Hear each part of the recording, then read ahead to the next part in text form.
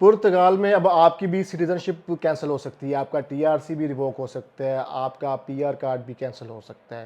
भाई क्या माजरा है, मार्केट के अंदर काफ़ी ज़्यादा चीज़ें अभी आ रही हैं, जिसमें एक न्यूज़ अभी आई है जिसमें 72 यानी कि 72 लोगों को कंट्री आउट दे दिया गया है, जिन्होंने कईयों ने पीआर अप्लाई की थी, बहुत से लोगों ने सिटीजनशिप अप्लाई की हुई थी। अब रीज़न क्या बना है, मैंने एक वीडियो बना कर डाली थी, लोगों ने कमेंट किए थे हमें डिटेल वीडियो बनाएं, बताएं कि भाई माजरा क्या है। वीडियो का टॉपिक बड़ा इंटरेस्टिंग है, वीडियो को लास्ट तक लाजमी देखिएगा। जैसे आपको पता है पुर्तगाल की इमिग्रेशन 5-6 सालों से बड़ी फेमस रही है, और अभी भी फेमस ही है कि क्योंकि यूरोप में सिर्फ यही कंट्री है कि जो भी पासपोर्ट 5 साल बाद देती थी। अब जर्मनी भी आ गया, और भी कंट्रीज़ अपनी पॉलिसीज अप एंड डाउन करती रहती हैं, लेकिन ये भी अब 10 साल पे करने जा रहे हैं। किया नहीं, अभी सुनने में आ रहा है, सुनने में क्या आ रहा है, आप सबको पता, न्यूज़ में देख रहे हैं, मामला देख रहे हैं कि ये ट्राई कर रहे हैं 10 साल पे लेके जाएं इसको। अब जैसे रिसेंटली एक भाई ने एक वीडियो पब्लिश की है और आयमा ने नोटिफिकेशन किया, ये तकरीबन 72 लोगों का जो है वो डाटा है, 72 लोगों का जो डाटा है, जिसमें इन्होंने आइडेंटिफाई किया है कि भाई इनको हमने कंट्री और इन्होंने जो डॉक्यूमेंट्स लिए हैं, रेजिडेंस परमिट लिया है, वो फॉल्स इन्फॉर्मेशन और फेक डॉक्यूमेंट्स साथ अटैच किए हैं, जिसमें ज़्यादातर फेक। अब रीज़न क्या बताता हूँ आपको, रीज़न ये है कि एक बंदा बायोमेट्रिक पे गया था और वो पकड़ा गया, आइडेंटिफाई हो गया आयमा से। आयमा ने फिर इन्वेस्टिगेशन की, ज़ाहिर है जो इंस्पेक्टर होते हैं वो इन्वेस्टिगेट करते हैं।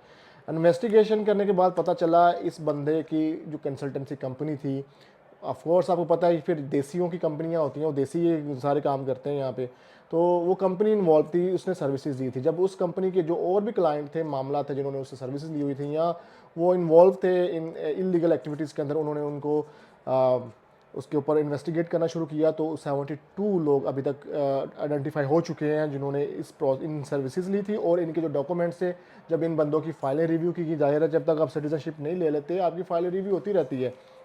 जितनी दफ़ा आप आइमा में जाएंगे रिन्यूअल के लिए, सिटीजनशिप के लिए, तो आपका वो हर एक चीज़ दोबारा से चेक करेंगे। तो जब इनकी चेकिंग की गई तो इनके मोस्टली जो फेक कॉन्ट्रैक्ट थे, फिर कॉन्ट्रैक्ट क्या था कि कंपनी जो आपको जैसे पता है पुर्तगाल के अंदर 300 यूरो में कंपनी बनती है, वो फिजिकल नहीं होती, बल्कि पेपरों में ही होती है। तो उसका हज़ार यूरो का कॉन्ट्रैक्ट बेचते हैं, 10-100-50 बंदों को बेचो, 50 लाख यूरो जेब में डाल लिया। अब कंपनी की कैपेसिटी नहीं है, ना उसकी मूवमेंट है, ना बैंक अकाउंट है, ना ऐसी चीज़ें हैं, तो वो सारा अब आइडेंटिफाई कर रहे हैं इसको, मैटर को। अभी देखिए, अभी तो 72 लोगों का डाटा सामने आया, अभी और भी लोग इसमें आएंगे। अब इसमें प्रॉब्लम ये है कि अब ये लोगों के बच्चे यहाँ पढ़ रहे हैं, अब लोग कह रहे हैं ये इन्होंने वायलेशन, ये बच्चे पढ़ रहे हैं आपके, ये हो जाएगा वो हो जाएगा, बच्चों के पास सिटीजनशिप है। भाई जब आप रेजिडेंस कार्ड लेते हैं, यहाँ सिटीजनशिप अप्लाई करते हैं, ये डाटा शो नहीं कर सकता क्योंकि जीडीपीआर की वायलेशन हो जाती है, तो हमें कुछ बाउंड्रीज के अंदर रह के बात करनी पड़ती है। यहाँ इन डॉक्यूमेंट्स के ऊपर डिटेल डाटा लोगों का, पासपोर्ट नंबर और सारा कुछ उसके ऊपर लिखा हुआ है। जब आप टीआरसी अप्लाई करते हैं या सिटीजनशिप अप्लाई करते हैं, तो वहाँ आप उनको कंसेंट फॉर्म एक होता है, वो आप साइन करके देते हैं, आप कंसेंट दे रहे हैं उनको, अगर आप ये जो भी इन्फॉर्मेशन आप उनको दे रहे हैं, डॉक्यूमेंट्स दे रहे हैं, वो ट्रू एंड फेयर है।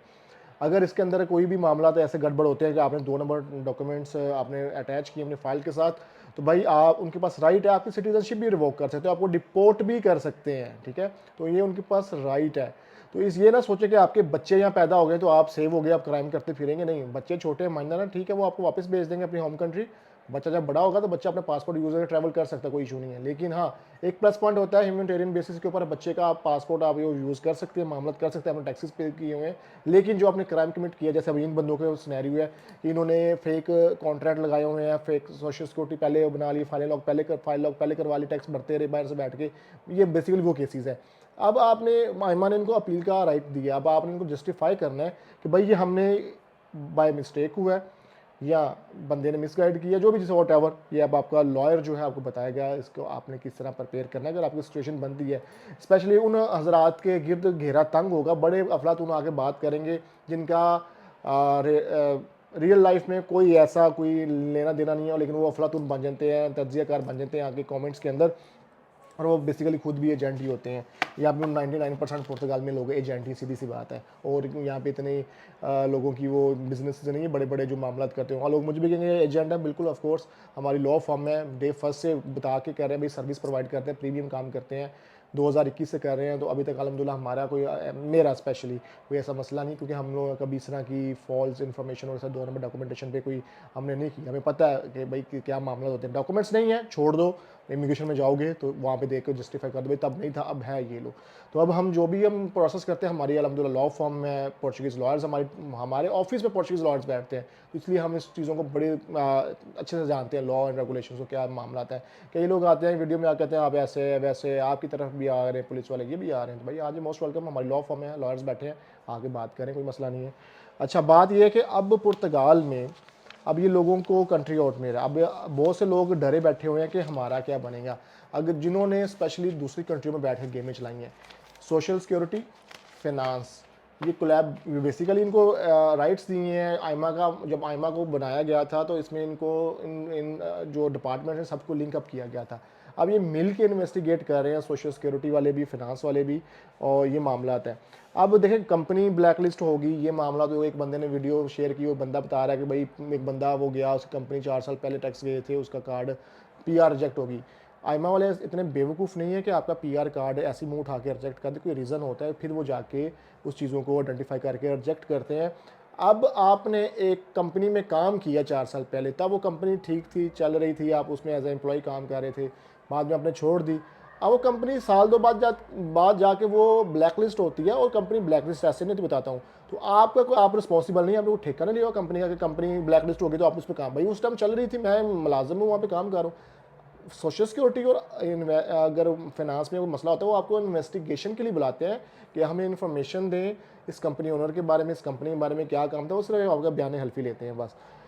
कंपनी ब्लैक लिस्ट करने के राइट्स ना तो फाइनेंस के पास है और ना ही सोशल सिक्योरिटी के पास है। हाँ, ये आपको फाइन कर सकते हैं टैक्सेशन के ऊपर कि आपने टैक्स पे नहीं किया, आपको फाइन कर देते हैं, जो भी गलतियाँ करते हैं। कंपनी ब्लैक लिस्ट होती है जब कंपनी के ऊपर इन्वेस्टिगेशन होती है और कंपनी का जो एक क्रिमिनल प्रोसीजर को प्रोसीड करके कोर्ट में भेजा जाता है, फिर क्रिमिनल कोर्ट में उसकी हियरिंग होती है और फिर जज ऑर्डर करता है उसको, तो फिर जाकर कंपनी ब्लैक लिस्ट होती है। जो ब्लैक लिस्टेड कंपनी होती है उसकी डिटेल आप गूगल पे डालें, सारी आज 2-3 वेबसाइट हैं बड़ी बड़ी जहाँ पे आपको कंपनी का डाटा मिल जाए, वहाँ पर चेक कर सकते हैं कंपनी ब्लैक लिस्ट है या नहीं है। तो ये मामला था, तो ये तो लोगों बेसिकली मार्केट में बन के गया लोगों को डराना, काम है नहीं इन लोगों के पास, एजेंटी खत्म होती जा रही है यहाँ से। अब क्या है, डराना है इनको, जो जिन्होंने कार्ड लिया इनको डरा के रखना है। पुर्तगाल लिस्बन से कॉल करेंगे, आपकी कॉल नहीं उठाएंगे। फ्रांस, जर्मनी, बेल्जियम की कॉल होगी, वो ज़रूर उठाएंगे, क्योंकि पता है मोटी मछली हाथ में आ रही है, बाहर का पैसा मोटे पैसे कमा रहा है, वो हमें ज़्यादा पैसे देगा। तो अब ये काम हो गया, और डराना है, और आपको आपने बाहर से बैठे कॉल करनी है इनको, उन्होंने पैसे कमाने हैं। तो आपने अब अगर आप इस तरह के बंदों के हाथ चढ़ जाते हैं तो फिर तो आप समझे 100% जलील हो जाएंगे, फिर आपके ऊपर क्रिमिनल केसेस हैं, क्योंकि उन्होंने 2 नंबर काम ही करने हैं। राइट वे यही है कि पुर्तगाल में रह के काम किया जाए, आगे जो हालात आ रहे हैं वो और ज़्यादा टाइट होने वाले हैं। ये मेरी वीडियोस, ये मेरे वर्ड सेव कर लीजिएगा, याद रखिएगा कि आने वाले कुछ महीनों में हालात और टाइट होने जा रहे हैं, क्योंकि जो प्रेडिक्शन है लॉयर की, वो कह रहे हैं कि कुछ पॉजिटिव न्यूज़ नहीं आ रही, जो उनकी लॉ फर्म्स हैं जो कि इमिग्रेशन से कोलाब्रेशंस कर रही हैं या मामलत कर रही हैं, कोऑर्डिनेट कर रही हैं, ब्राज़ीलियन ऑर्गेनाइजेशंस, NGOs हैं, कोई अच्छी न्यूज़ नहीं आ रही और हालात ये टाइट मज़ीद होंगे। तो ये इन्फॉर्मेशन थी कि भाई इन लोगों को कंट्री आउट क्यों आया। इन्होंने भाई आपके अपनी फाइल्स के अंदर 2 नंबर जुनता, 2 नंबर कॉन्ट्रैक्ट और इस तरह की चीज़ें यूज़ की गई हैं, जिसकी वजह से आइडेंटिफाई हो गए हैं। ये पास्ट में भी होता था, लेकिन अब ज़्यादा हो गया क्योंकि इमिग्रेशन को कंट्रोल कर रहे हैं। अब पहले सोशल मीडिया का दौर था, अब सोशल मीडिया का दौर है, जब न्यूज़ आती है तो ऐसे फिर यूट्यूबर और टिकटॉकर ऐसे उसको मरोड़ तोड़ के ऐसे बताते हैं कि बस ख़त्म, and final world war 3 start होगी, भाग जो भी यहाँ से। तो ये ऐसा कुछ भी नहीं है, लीगल वे में चलेंगे तो भाई डरने की कोई बात नहीं। लीगल बंदे को तो डर ही नहीं होना चाहिए ना किसी किस्म का, तो लीगल वे में चले हमेशा, तो आपको कोई प्रॉब्लम नहीं होगी। वीडियो को लाइक शेयर कमेंट लाजमी कर देकर आप लोगों के कमेंट करने से हौसला अफजाई होती है। मिलते हैं नेक्स्ट वीडियो में एक नई इन्फॉर्मेशन एंड टॉपिक से। आपका बहुत सारा ख्याल रखिएगा। अल्लाह हाफिज़।